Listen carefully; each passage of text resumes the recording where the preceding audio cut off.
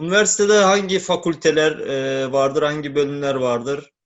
Sadece genel olarak söyleyeceğim çünkü bizim üniversitemizde birçok, yani 12 tane fakülte, 4 tane meslek yüksekokulu ve 4 tane enstitü var. Bu 12 fakültenin altında 299 tane program var. Bu enstitü, meslek yüksekokul ve fakültelerin altında.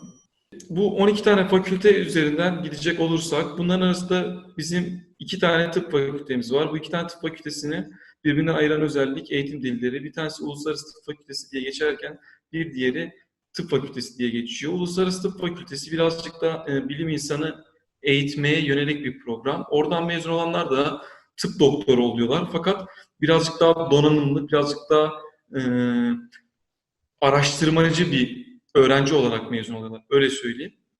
Bu da onların akademik kariyerlerine daha iyi bir yön vermesini sağlıyor tabii. Burada eğitimler %100 İngilizce olarak gerçekleşiyor. Bizim normal tıp fakültemiz, yani normal diye adlandırdığımız tıp fakültemizde %30 İngilizce, %70 Türkçe olarak eğitimlerimizi gerçekleştiriyoruz. Yine buradan mezun olan öğrenciler tıp doktoru olarak mezun oluyorlar. Bizim yine bu iki tıp fakültesinde anlaşmalı olduğu araştırma merkezleri, yurt içi ve yurt dışı bağlantıları sayesinde buradaki öğrenciler akademik kariyerlerine aslında birazcık daha ileride başlamış oluyorlar. Bu bizim Medipol Üniversitesi'nde okuyan ve Medipol Üniversitesi'nde okumaya hak kazanan öğrenciler için çok iyi bir fırsat, iyi bir şans. Biz bunu hep dile getiriyoruz. Mezunlar da dile getiriyor, adaylar da dile getiriyor. Bu yüzden geldiklerini söylüyorlar. Bununla birlikte yine diş hekimliği fakültemiz ikiye ayrılıyor. Bir tanesi %100 İngilizce vermek üzere, bir diğeri %30 İngilizce, %70 Türkçe eğitim vermek üzere. Bununla birlikte eczacılık fakültemiz var, %100 Türkçe eğitim veriyor. Hukuk fakültemiz var, yine İngilizce ve Türkçe, %30 İngilizce, %70 Türkçe olarak eğitimlerini devam ettiriyor. Onunla birlikte sağlık bilimleri fakültemiz var. Sağlık bilimleri fakültemizde fizyoterapi, odyoloji, hemşirelik, ebelik, sağlık yönetimi, aklıma gelen başka hangi bölümleri var? Sağlık yönetimi, dil ve konuşma terapisi, İngilizce, Evet. Türkçe yine iki dil seçeneğiyle mevcut. Ve diğer sağlık ana bilim dallarının eğitim programları mevcut. Doğa Bilimleri ve Mühendislik fakültemiz var. Bu fakültemizin altında 6 tane bölüm, bunlardan 3 tanesi bizim özel diye adlandırdığımız bölüm. Bu bölümlerin özel olmasının sebebi biz bu bölümlere Türkiye sisteminden, Türkiye eğitim sisteminden sadece 10 tane öğrenci kabul ediyoruz. Bunların sebebi de o bölümlerin tamamen araştırmacı, bilim insanı yetiştirmeye yönelik olmasından dolayı. Bu saydığım bölümler biyomedikal mühendisliği, bilgisayar mühendisliği, endüstri mühendisliği, yine inşaat mühendisliği, Türkçe ve İngilizce olarak 5 tane bölüm var mühendislik bilimleri fakültemizde. Hepsi İngilizce, ayrıyetten inşaat mühendisliğinin Türkçe bölümü de var. Bu bölüme kayıt yaptığı öğrenciler, uluslararası öğrenciler için konuşuyorum. Yine uluslararası sınıf arkadaşlarıyla birlikte birçok araştırmaya kendi okulumuzun içinde bulunan, yani bizim kapsamımız altında bulunan araştırma merkezlerinde derslerine uygulamalı ve teorik şekilde devam ediyorlar. Zaten bizim Mühendislik ve Doğa Bilimleri Fakültesi'nin sayfasına girdiğimiz zaman oradaki akademik kadrosunun aslında ne kadar bilim insanıyla dolu olduğunu siz de göreceksiniz. Fakültemizin dekanı Profesör Doktor Hüseyin Arslan. Kendisini araştırabilirsiniz. Bu 3G teknolojisiyle, 4G teknolojisiyle ilgili birçok çalışması ve patenti mevcut şu anda. Uluslararası firmalar bu patentleri ondan satın almışlar zamanında. Çok detaya girmeyeceğim burada. Evet. Ondan sonra yine devam edersek eğitim fakültemiz var. Eğitim fakültemizde de yine okul öncesi öğretmenliği, İngilizce öğretmenliği, özel öğretmenlik ve psikolojik danışmanlık ve rehberlik var. İngilizce öğretmenliği tabii hali %100 İngilizce şeklinde derslere devam ediyor. Diğer bölümlerde fakülte Türkçe olarak eğitim sunuyor öğrenciye. İletişim fakültemiz var. İletişim fakültesi altında 5 tane bölümümüz var. Bu bölümlerden gazetecilik, yeni medya ve iletişim, medya görsel sanatlar, radyo, televizyon ve sinema, halk ilişkiler ve reklamcılık, İngilizce ve Türkçe olarak ikiye ayrılıyor. İngilizce ve Türkçe olarak fakülte bunu imkanı sunuyor. Yine yabancı öğrencilere ve Türk öğrencilere. Yine saymak gerekirse yine insan bilimleri ve insan ve toplum bilimleri fakültemiz var. Bu fakültemizin altında yine psikoloji bölümü, uluslararası ilişkiler ve siyaset, kamu yönetimi bölümlerimiz var. Bu bölümlerin hepsini İngilizce ve Türkçe olarak seçebilirsiniz. Yani hem Türkçesi hem İngilizcesi mevcut fakülte altında.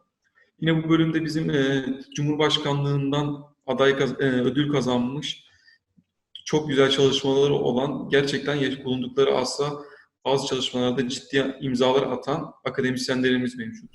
Öğrenciler yine bu bilimleri bu akademisyenlerin elinden alarak devam ediyorlar. Hayatlarını ve eğitimlerini, öyle söyleyeyim. Bununla birlikte işletme fakültemiz var. İşletme ve Yönetim Bilimleri Fakültesi.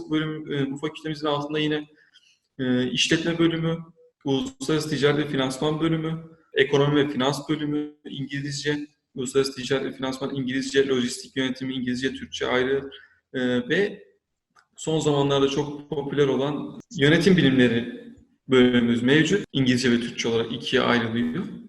Bu bağlamda da yine İşletme ve Yönetim Bilimleri Fakültesi bu kapsamda bütün ana bilim dallarını sunan bir fakülte görüyoruz biz burada.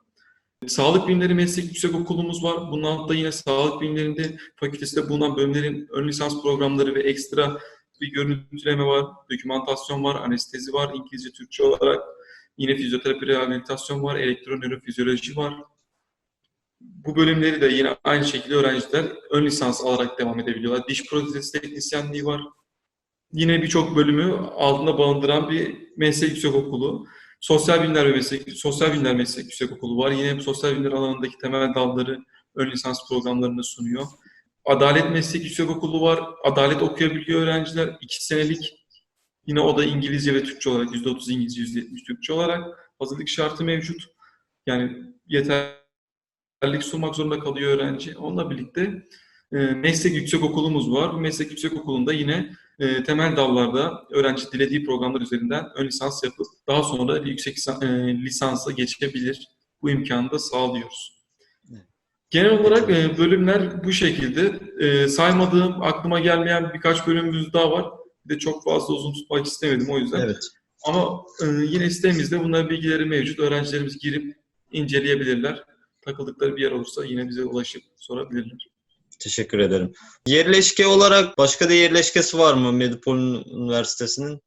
İlk önce bizim ana kampüsümüz Kavacık'ta. Kuzey ve güney olarak ikiye ayrılıyor. Güney kampüsümüzde lisans programlarının büyük bir çoğunluğu orada. Yani aslında hepsi orada. Sadece lisansla fakültede Kuzey kampüste mühendislik fakültemiz burada yer alıyor. Karşılıklı olarak Kuzey kampüste. Evet. Ve meslek yüksekokulu yani ön lisans programları burada yer alıyor. Bu bir ve ikinci. Yine Unkapanı kampüsümüzde Sağlık Bilimleri ve Meslek Yüksekokulu'nun 4 yıllık ve 2 yıllık eğitim programları mevcut. Öğrenciler orada da eğitim görebiliyorlar. Yine orası da hem hastanemiz, diş hastanemiz hem eğitim kampüsümüz, dersliklerimizin olduğu bir kampüs. Bağcılar Mega Hastanemiz Uluslararası Tıp ve Tıp Fakültesi öğrencilerinin 3. sınıftan sonra eğitimlerini gördükleri kampüs. Orada hem kliniklerimiz mevcut hem dersliklerimiz mevcut. Hem yine kütüphane ve konferans salonu. Orası da yine bir kampüs yani sadece fakülteye ait bir kampüs diye düşünebilirsiniz. Evet. Bir diğeri ise Esenler Polikliniğimiz, diş hastanemiz, Esenler Diş Hastanemiz. Yine burada diş hekimliği fakültesindeki öğrenciler stajlarını bu Esenler'e giderek oradaki kampüste yapıyorlar. Orada sadece kliniklerimiz mevcut. Orada öğrenciler klinik yeteneklerini geliştirmek üzere staja tabi tutuluyorlar. Yine bununla birlikte ilgili yani Sağlık Bilimleri Fakültesi'nin alttaki bütün bölümlerde bizim kendi hastane komplekslerimizde öğrencilerimizin hepsi staj imkanını sağlanıyor. Bu staj imkanı da rotasyonlarda yani öğrencilerinin staj yerleştirmeleri yapıldığı zaman öğrenciler yerleştikleri hastanemize gidiyorlar. Orada stajlarını, pratiklerini yapıyorlar. Yani oraları da staj öğrencileri için bizim birer kampüsümüz olarak görebilirler. Evet, teşekkür ederim.